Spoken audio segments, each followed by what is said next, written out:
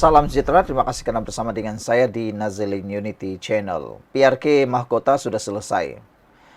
Parti Bersatu malu besar, Perikatan Nasional kalah teruk dengan majoriti yang cukup besar. Perkara itu cukup memalukan, tetapi itu bukan yang paling parah. Perkara yang kalah itu biasa-biasa saja. Tapi yang paling parah ialah apabila Muhyiddin Yassin, keterlanjuran beliau melafazkan satu perkara dalam kempen pilihan raya mahkota. Baru beberapa hari kempen PRK Mahkota selesai, barulah kita sadari, barulah pengulas politik, pemerhati politik, dan juga peminat-peminat politik Malaysia yang tegar sedar satu perkara. Bukan kekalahan PRK Mahkota yang teruk, tapi yang teruk ialah pengakuan Muhyiddin dalam satu kempen di PRK Mahkota. Muhyiddin secara tidak sengaja atau mungkin tak tahu, dia terlafaz cakap, terlepas cakap, mengaku secara terang-terangan dalam kempen itu bahawa memang benar tak sesen pun masuk dalam poket beliau. Dalam kempen itu dia mengaku. Adakah pengakuan ini akan menyebabkan Muhyiddin boleh masuk penjara atau menjadi bukti nyata bahawa berlaku salah guna kuasa dan salah takbir keuangan pada waktu dia menjadi Perdana Menteri?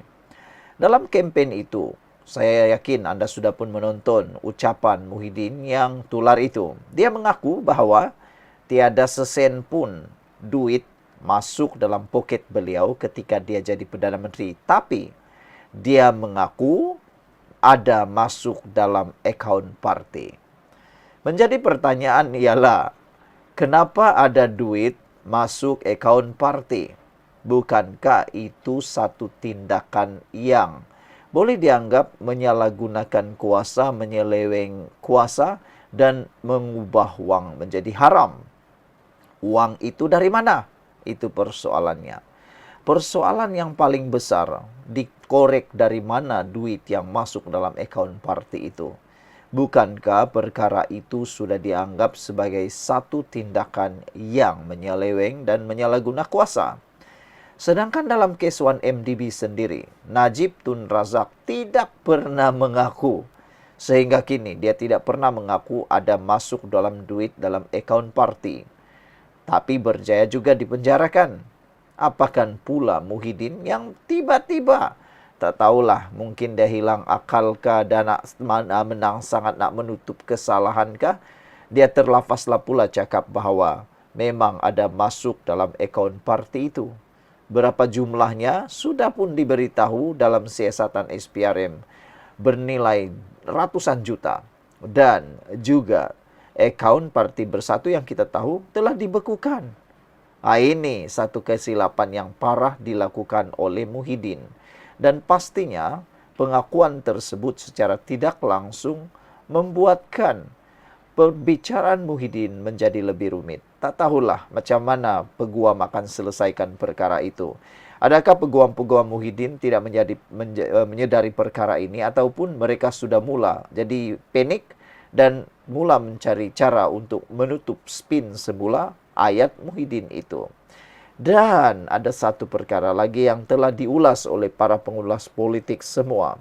Mereka bertanya, akaun parti yang menerima uang itu, siapa pemegang taruh di dalam parti itu? Siapa yang boleh mengurus uang parti itu? Siapa? Siapa yang boleh keluarkan, mencairkan uang dalam akaun parti itu? Pastinya yang boleh, biasanya yang kita ketahui, biasanya yang boleh mengurus dan mencairkan uang dalam parti, dalam akaun parti itu, tidak lain tidak bukan ialah kepimpinan tertinggi dalam sebuah organisasi termasuk parti. Jadi kita tahu Presiden Parti Bersatu ialah Muhyiddin. Tentulah dia satu orang atau salah seorang daripada pemegang taruh dalam parti itu yang boleh mengeluarkan uang, boleh mencairkan uang dalam akaun parti itu. Jadi memang benar, tiada masuk dalam akaun Muhyiddin, tiada masuk dalam poket Muhyiddin, tapi masuk dalam akaun parti yang ketuanya Muhyiddin, yang salah seorang boleh mencairkan uang itu ataupun boleh mengeluarkan uang itu ialah Muhyiddin Yassin. Jadi siapa yang berkuasa? Dia jugalah kan, tak masuk dalam akaun pribadi, tak masuk dalam poket pribadi, tapi masuk dalam akaun parti. Yang itu yang mungkin tidak disedari kesilapan besar oleh Muhyiddin Yassin. Antara penerangan Ahmad Mursi di dalam Harapan Daily, di kempen PRK Mahkota, Muhyiddin kata dia dituduh rasuah dan salah guna kuasa. Tapi katanya, mana saya terima? Wallahi, 1 sen pun tak masuk poket saya. Dia masuk pada parti, kata Muhyiddin. Untung jadi Perdana Menteri Tebuk Atap. Buat projek Jana Wibawa tanpa kelulusan parlimen selepas istihar darurat, boleh runding terus berapa persen masuk ke akaun parti. Runding hal MOU katanya tak ada faedah. Runding projek ni faedahnya banyak. Tak perlu tender terbuka. Harga projek boleh mark-up untuk tampung sumbangan ke akaun parti. Rajidin pula puji dalam AGM Bersatu betapa murninya hati Muhyiddin. Turut ajarnya untuk tak guna akaun peribadi. Sebab itu, walaupun Muhyiddin bermati-matian minta disambung kontrak One Bestari Net yang gagal, dengan yakin dia kata tak ambil sesen, dia ada kesedaran yang tinggi. Mungkin pemimpin Bersatu diasuh guna kaedah lain seperti akaun menantu atau akaun bini dan lain-lain. Ilmu ini tak sempat diajar kepada Wan Saiful yang masih mentah dalam politik dan golojo guna akaun pribadi hingga kini didakwa. Peranan PAS dalam hal ini ialah keluarkan dalil halal. Itu gunanya ulama PAS yang Muhyiddin anggap parti ajaran sesat sebelum ini. Anwar Musa sebelum ini pula mengakui berpuluh juta Muhyiddin bagi di PRN Sabah. Dari mana agaknya datang uang yang begitu banyak, begitu mudah itu? Ini rahsia. Kenapa Muhyiddin kekal sebagai calon Perdana Menteri tepi dan bukannya Haji Hadi walhal PAS ada jentera jauh lebih ramai. Kerana dana PAS juga bergantung kepada Bersatu.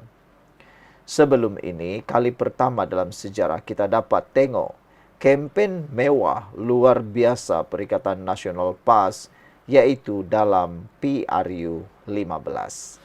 Sekian dulu untuk kali ini. Jangan lupa tinggalkan komen Anda.